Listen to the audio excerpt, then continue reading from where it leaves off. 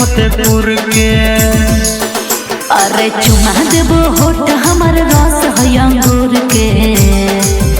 अरे चुमा देबो होठ हमर रस है अंगूर के।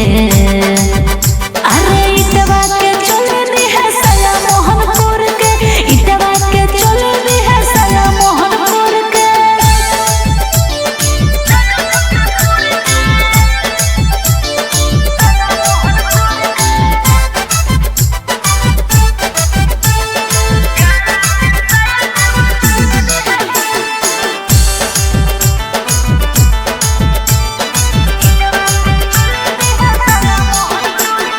छिल छिल के केलवा खिलेबो हाजीपुर के।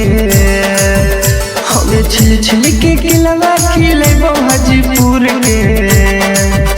अगे गया के सया देवो चोली फतेहपुर के। गया के सया देवो चोली फतेहपुर के।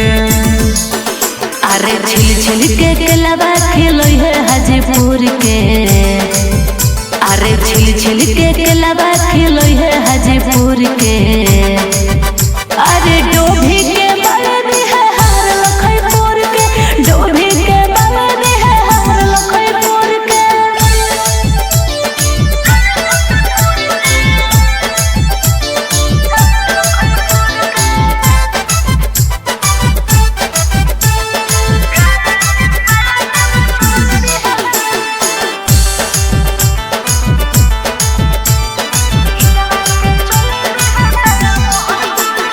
रबर डेम तोरा घुमेबो मानपुर के। रबर डेम तोरा घुमेबो मानपुर के। अगे नया नया सया देवो चोली फतेहपुर के। गाया के सया देवो चोली फतेहपुर के। अरे